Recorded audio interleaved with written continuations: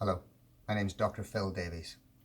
I'm giving you an update to our Mars Land claim, and I'm going to recap over some of the reasons of why we're doing all this. Ultimately, we're saying to people, would you like to own a big chunk of planet Mars, and would you like to save the Outer Space Treaty? We're hoping you'd say yes. That's what we're trying to do. We're hoping that through our claim to land on planet Mars, we can make it sufficiently legitimate that it will jolt the United Nations into updating the Outer Space Treaty to keep us safe from aggressive weaponization of the orbit space around Earth.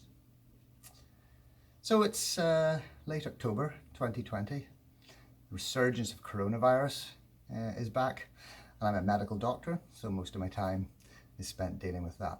But it is late October 2020, and planet Mars is at opposition this week. Now that means it's very close. It won't be this close again for 15 years. It's worth looking at in the sky.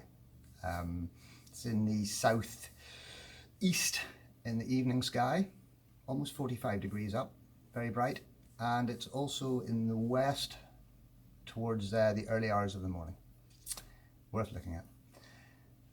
So, we have been claiming actual possession of the planet Mars since 2010. Now, how did that come about? Okay, so until 2010 I was still working in aerospace medicine, and in the course of that work it became obvious to me that the Outer Space Treaty, the law that governs the use of space that was developed in 1967, that law was starting to be vulnerable. It was getting progressively weak and aged, and was seen as an obstacle to progress by many spacefaring countries. Now, it is an amazing law with several facets to it, lots of different articles, but the main reason for the treaty being developed was to stop nuclear weaponization of space. The Soviets and the United States were having a space race at the time, but they were fearful that the other side would perhaps try to put nukes into space. And it was that fear that really got the cohesive effort to develop this treaty. It was also there to stop land grabbing by either side, and that has proved effective. But it is a child of its time. It now doesn't have any relevance to the modern aspirations for space exploitation. That's things like mining asteroids or planets for heavy metals, water, helium-3 fuels. But the Space Treaty makes that difficult.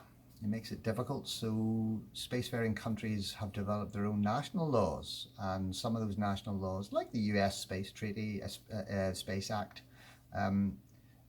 they try to legitimize space exploitation, allow miners to possess and keep and sell any resources they obtain from the planets and asteroids. I mean, that's fair. It has to happen to allow this to all start, but it eats into the Space Treaty. The Space Treaty is seen as an obstacle. And if the Space Treaty is truly marginalized or even dropped, and it is at risk of being dropped by some of these spacefaring nations, if it's dropped, then we lose its main power, which is against weaponization, especially nuclear weaponization. We've got to have it updated, if only to protect that element. We forget a little bit. I mean, the risk of nuclear war is still there. At the moment, we've got MAD, MAD, mutually assured destruction, with nuclear weaponry being possessed by the big nations, but they're many thousands of miles apart, and that allows for a response should any weapons be launched. It stops it happening. But if nuclear weapons get into space, 400 kilometers above our heads pointing down, everything happens much faster. The game's changed. There's a overwhelming strategic military advantage and potentially political advantage to an anonymous first strike. There's no chance for a response. It's game over. We can't have aggressive weaponization of space, especially nuclear weaponization. And the Space Treaty is the only thing that can stop that. And it is at risk at the moment because it's seen as bad for business. We need to get it updated. Just petitioning the United Nations doesn't do any good. I mean, they're trying to update the treaty. The Copious Committee for Peaceful Uses of Outer Space, it developed the Space Treaty in 1967. It's been meeting every year since there, trying to develop space law unsuccessfully. Just can't sense that cohesive spirit. It's got nowhere, essentially.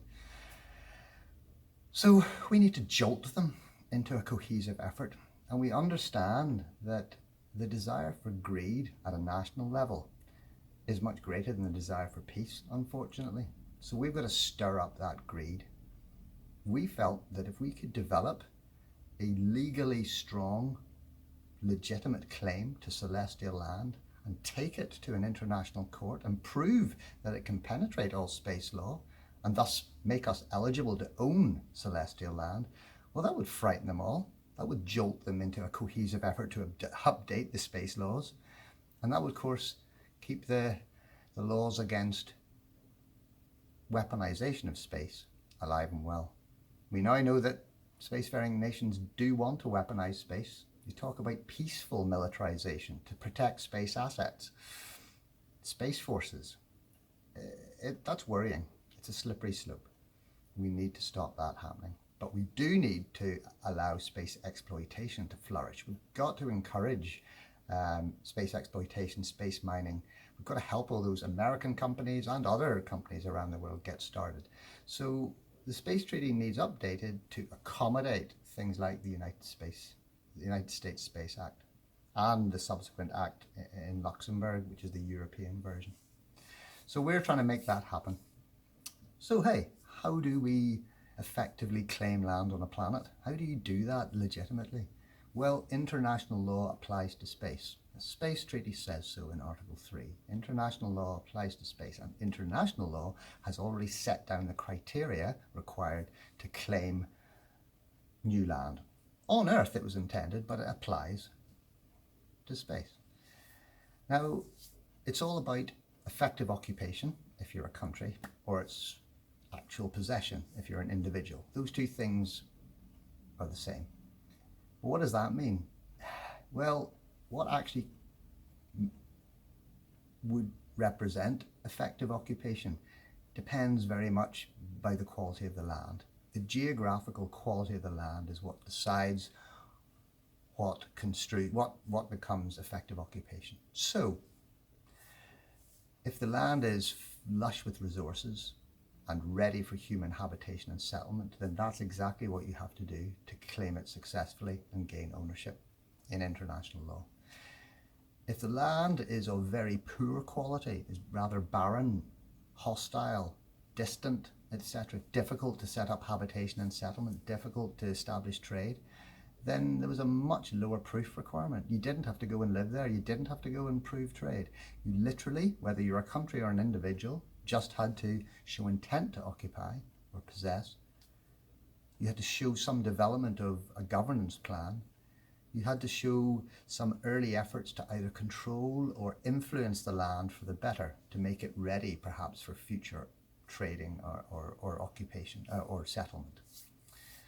So that's what we've done. We've said, well, the land on Mars is pretty rough and ready. It's pretty distant and it's hard to live on and hard to establish trade. It is that sort of category of land. So we don't have to go there and live there. We have developed a strong governance plan, and we have done some things to try and make an early effort to control and influence the land for the better. And that is where our use of strong lasers comes in. We use these sort of high strength class 4 lasers. This is a 3,500 milliwatt laser. We mount them on top of astronomical telescopes, or sometimes just tripods, and beam them off at Mars. We do that for, say, 15 minutes at a time, always watching the sky, both with our own eyes, but also with flight radar on the mobile phones, to make sure we're not being a pest or a significant nuisance to aircraft and indeed the general public. We do that safely within our sort of strict operating protocols, and we've been doing that for 10 years, since 2010. We've also developed a very strong governance plan, which essentially is saying that we're claiming it as a communal claim with, should we be successful in registration, the title being offered to the UN to hold.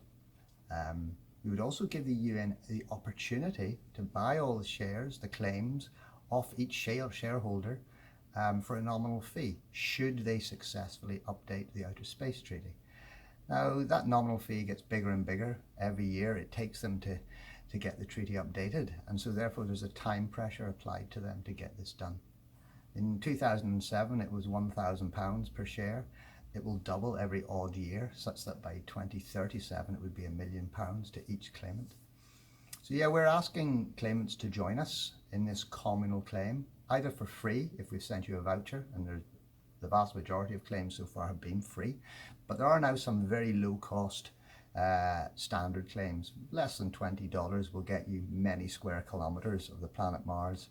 And this is a claim. We give out claim certificates that are immediately downloadable, either for yourself or as a gift for somebody else. You could see it as an investment. It's not meant to be a gimmick. It's not a novelty gift, unlike those novelty deeds that are out there by other agencies. Those agencies have just pointed at the sky and said, oh, we'll claim that and we will issue deeds, which are supposedly legal documents. You have to be a recognised registry. There is no celestial registry. So they're on very dodgy ground. They get off by including a small stamp on their certificate saying this is a novel gift or a novelty gift. We don't do that. We issue valid claims. Claims are what you do in advance of registration. You take your claim to an international court to gain registration. And that's where we are. It's entirely legitimate. So we've also got representation from every country in our membership. So we've allocated claims to people from every single country, 195. That means it's a pan-multinational communal claim. That legally is quite favourable when held against space law. The Outer Space Treaty tries to stop a lot of property rights, although the United States Space Act does change that a little. But essentially it does try to stop most property rights. But it does seem to give permission for a pan-multinational communal claim, which wouldn't infringe any individual nation's sovereignty. It would require a multinational or supranational body to bestow registration upon us. And the UN is that very body.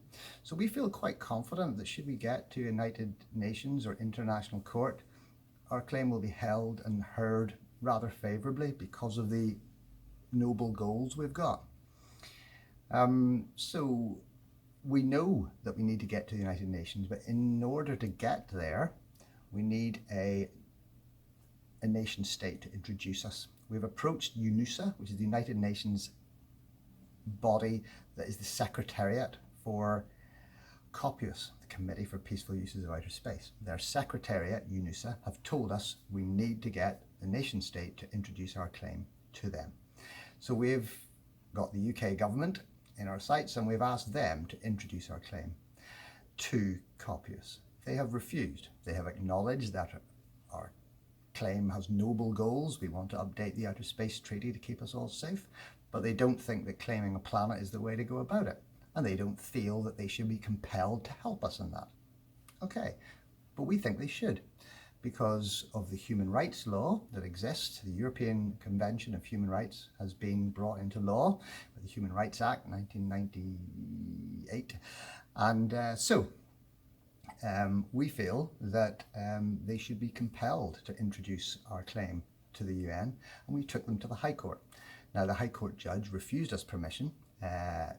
He agreed with the UK government that actually our claim, it was difficult to assess its legitimacy, and felt that that was up to international law to deal with. They didn't comment either way. They just felt that there was no procedural rule that would compel the UK government to help us by introducing the claim to the United Nations. We disagree with that, and we're now taking them to the appeal court, and we're waiting for the appeal judge to decide on that. Ultimately, we can always then take it to the European Court of Human Rights, hopefully. And we think we would get a more favourable hearing there because we do think that our positioning is strong. We've had a lot of academic lawyers, especially space lawyers, very interested in our legal positioning. And I'm not saying they're overwhelmingly supportive, but they're very, very interested in what's going on, and they're following our progress very closely.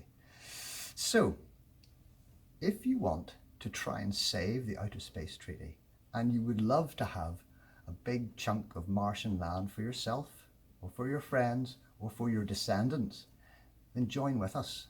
It's a very small cost, but it's a very noble goal. Thanks.